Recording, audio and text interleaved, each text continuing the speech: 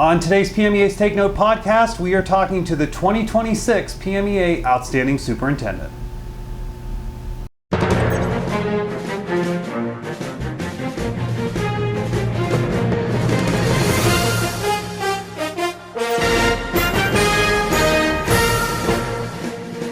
Well, hello everybody, I'm Mark Despotakis, and as you can see, we are doing another on-location edition of PMEA's Take Note podcast. We are here at the Kalahari Resort in the Poconos as part of the PMEA Conference. And I'm delighted to have with us today, we've done this before, to have PMEA's Outstanding Superintendent. And this year it's Mrs. Krista Mathias from the Somerset Area School District. Krista, thanks for being with us. Thank you very much for having me, Mark, and I really appreciate being recognized today. Absolutely. Well, you know, you're recognized for good reason.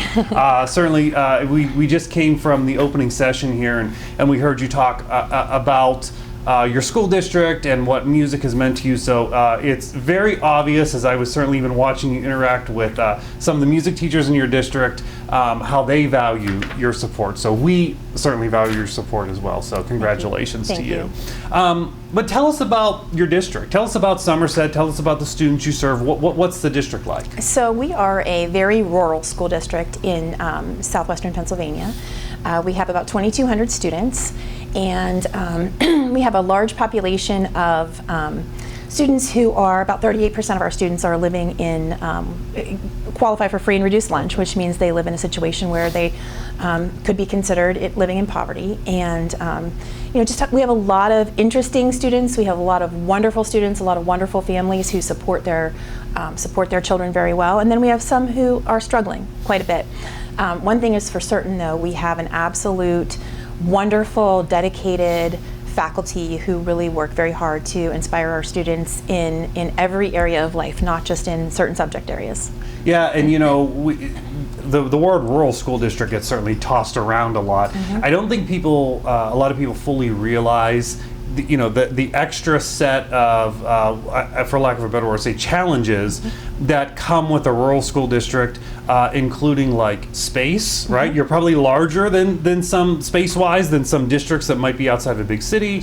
You just talked about the diverse student population that people might not think about. So there's a lot of things on your plate in that role, for sure. Yep, definitely. But it's really makes for a busy day, but a very diverse day and a very interesting time for sure. Yeah, for sure.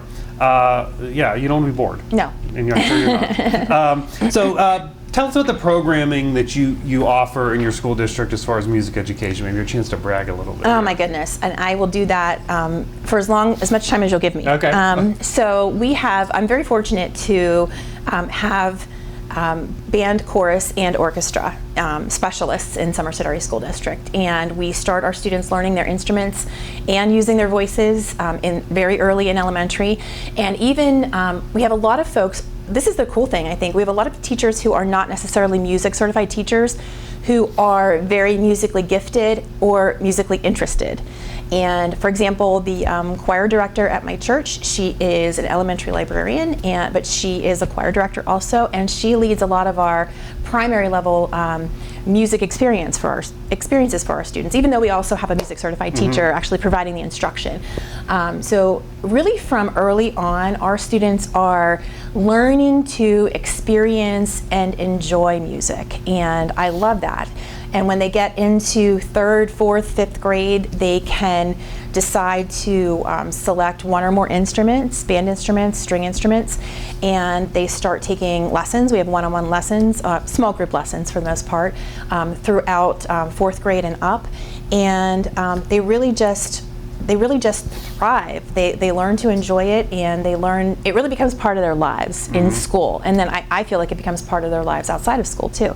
And a lot of support from our community for sure. The most important part though are our music teachers. They not only teach them how to pick up that instrument, whether that is a band instrument or a string instrument, or use their voices from the start, from when they really don't know anything about music. They teach them to read music, learn to play their instruments, and really master them to the point where we have a modern rock band, we have jazz band, we have obviously orchestra, we have tons of small ensembles, whether those are vocal ensembles or instrumental ensembles, and they wow the rest of our student population, they wow our faculty, and they wow our community all the time. They're very, very involved in the community. Well, kudos to you and to the school board there for, first of all, recognizing all of that, but then supporting all of that, especially in this time where students have so many different things that they can choose to do. Scheduling is complicated when you are under pressure of scheduling of things that are required to be happening for students in the school that are mandates that are coming from beyond the Somerset Area School District, that you can find ways to make that happen is impressive, and certainly a lesson, I think, for other school districts. But let's talk about that a little bit. How do you see your role as a superintendent then in music and arts education and supporting it and fostering it? Where do you see your role? Because obviously you've got a lot of other things going on. Sure, and I think maybe this perspective has really grown since I've grown in my career. I've been a superintendent since 2009, and of course at first test scores were important to me, as I was naive in my position for sure. But once I got my footing, I really realized that my job, our job as educators, our job as educational leaders, is to impact students and give them the skills not to take a test, but to succeed and be happy in life. And music education is a big part of that. As I said earlier this morning, no matter what important moment we have in life, music is part of that. As I told you, I just became a grandmother on the 4th of July, and one of the first things that we did with the little baby is sing to her and hum to her and play music for her. Every birthday, every holiday, when you get married, when someone passes away, music is a part of helping us feel. And it's really important that those are the things we teach our students. We can teach them all the subject areas, and we should, and those are very important. But teaching them and putting so much energy, time, resources, money into having students perform well on a test, that is not the goal. It should not be the goal of education. And so it became very evident to me as students with whom I worked were graduating, and I saw what they were doing with their lives, and I saw the ones that were the happiest were the ones that really learned all of the lessons that we teach them that are not necessarily subject area oriented. And music education plays such a big part in teaching students to think critically, be resilient, be good citizens, be collaborative. Those are the things that we need to focus on as educational leaders. Yeah, I've always, I talk to music educators and say, we're not trying to get these students to be the first chair clarinet player at Carnegie Hall. Boy, would that be cool. Sure. But there can only be one of those, right? Right. So we're not all going to be that. But what we're really trying to do is create good people that can function in society and actually play a role in society and play a role in culture. And I was thinking about this is just a few minutes ago when you were talking about all of the things that you have ensemble-wise, but also how you have other teachers who get music education. So it's almost kind of like, and tell me if I'm wrong here, it's almost like it's just embedded in everything that you do, whether that was deliberate or just because of the culture you've created there. Is that a fair kind of assessment? Sure. Anytime there is a student program of any sort, we are either playing music or the students are performing music. And we see music as really a part of who we are at Somerset. I think that is absolutely critical. And really that starts with, I'm not sure if it's a chicken or the egg sort of thing. I don't know if it starts with the administrators or the school board or if it starts with the teachers. I sort of view my role is to hire people who are good humans and put those people in front of our students no matter what they're teaching. Yeah. And music just happens to provide a lot of opportunity to teach students to be good humans. And I have been able to hire and work alongside fantastic people who are music educators. And they have, I think my job is to hire them to provide all of the resources they possibly need. And in a large way, buffer some of those stressors for them and get out of their way. You know, just to let them do really what I feel they were born to do. Yeah. So to me, that answer just, encapsulates why you are this year's Outstanding Superintendent. Because you're realizing, like, this is my role, and I'm going to get the right people into their roles. I'm going to step out of the way, but I'm going to support them in as many ways as I can. And I'm sure you don't see that everywhere. That is not in every district. There are many districts where that is the case, but that is, we hear lots of different stories for sure. So let's say you had this magical power that you had a room full of all the superintendents in front of you, and you could say, here's my advice to all of you. What would you say to your colleague superintendents about how to support a good music and arts program, how to get it to a program where you have such K-12 buy-in in your district? I think you need to engage with all of your educators and not view music as an accessory.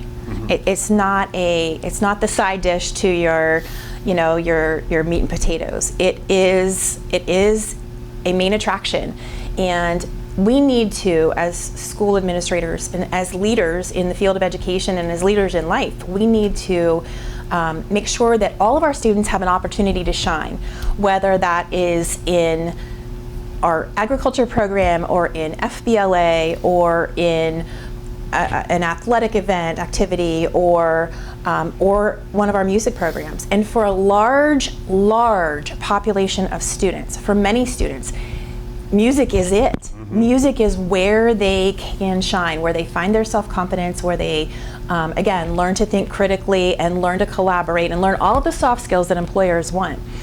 So we need to provide all of those opportunities and encourage students to seek something to be passionate about. And very oftentimes, that will be music. And also, music will enhance your life as an administrator.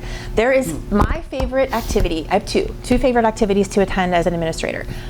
Our Veterans Day Assembly, that is so critical in my school district, and it is absolutely filled with music.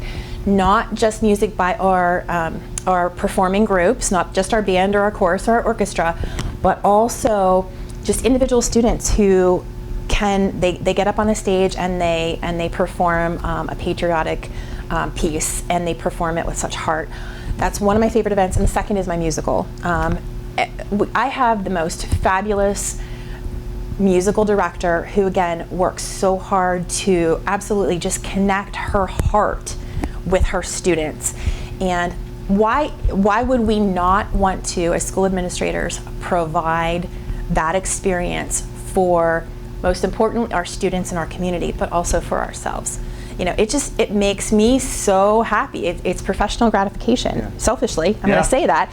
It is, because I see what they can do with the resources that they need and what they can do and the difference they can make for students. I don't know any of our educators whose former students come back to them to say thank you more than our music students, to our music educators. So if you are a school administrator, it's your job and responsibility to provide opportunities for students to grow and thrive. And I think music has the broadest appeal. And I love it when I have a student athlete who's also a student musician. That's wonderful. And when that can happen, you're doing something right. So for sure. So I guess if I was talking to a group of school administrators or school board members, I would say provide those opportunities, and it will be an investment that is worth your time and energy for sure. I love all pieces of that answer for sure. Let me just follow up on just one piece of that puzzle then. Okay, so you kind of talk about the investment piece, right? You're under lots of pressure from test scores to new mandates coming from the state that many times are unfunded mandates, but here you have to do this. And some of that takes time in the schedule, some of that takes resources, some of that takes funding.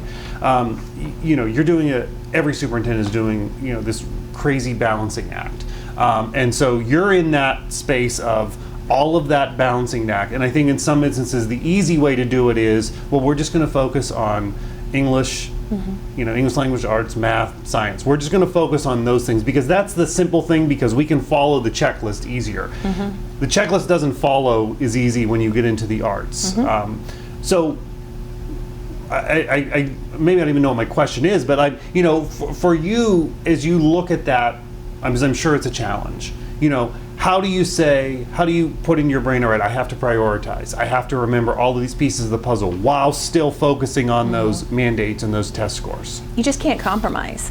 You can't compromise something like music or the arts in favor of something else. You really have to remember, as I'm walking through the halls, I can really, I look at my students and I remember, okay, that student is, wow, he's an officer in my FFA, and that student, oh, I remember her part in the musical. And you have to remember that all of it makes the school work.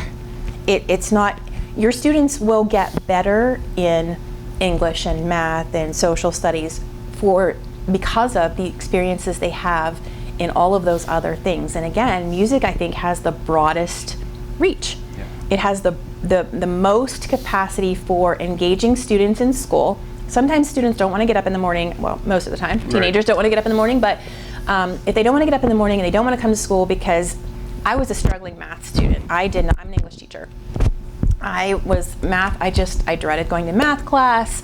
I had no math confidence whatsoever. So what engaged me in school were other things. I was in band and in chorus, and I was also a student athlete. And so those were the things I looked forward to, and I learned all the other stuff kind of on the side. Yeah. And so if you want to grab your students, you are prioritizing math and reading and science and English by prioritizing music. Not just in terms of engaging students, but in terms of making their brains work. I mean, music really does build those neural connections where students can understand math because they're understanding patterns, and they can understand English because they're reading and they're working through language. So, it's an intended side effect. It's not an unintended side effect. You have to make it an intended side effect. You can't compromise one thing allegedly or in the name of another. You have to really focus on all of it, and it will all. And our test scores are good. I have to say that for administrators who might be listening, thinking, what her test scores must be, down here. Yeah. No, they're not. I mean, our test scores are very good, and we don't focus on them. We focus on everything equally, and our students do well. I want to copy and paste this to a lot of other places. And I will say, I've known you for all of 45 minutes now at this point, but one of the things that I've really taken away from watching you interact with your music educators and hearing this story is that you're engaged. You're not just sitting in an office and you never go down to an elementary school or whatever it is. My sense is that's key. That is key to, as I'm watching your music teachers talk with you, I don't see that in every district. I don't see that kind of wonderful relationship. And hearing, you said, I walk through the halls and I see what's I don't know that a lot of superintendents actually do that to kind of ground you to realize this is what it's about, and you can also see the growth in the students. So congratulations to you just on that, as far as just kind of an outsider looking at as someone as a superintendent. But again, congratulations to you being our 2026 Outstanding Superintendent. Well, thank you very much. It's an honor, especially because I was nominated by my music teachers. For sure. They're phenomenal people. And we appreciate you being here on the podcast today and sharing some insight. So for you other administrators out there, you heard it. We have the formula here. And if you want, we'll give you her email and you can converse more. Krista, thanks for being with us. Thank you very much, and thank you for everything you do. Absolutely. And thank you all for being with us on this edition of PMEA's Taking On Podcast. We'll see you next time.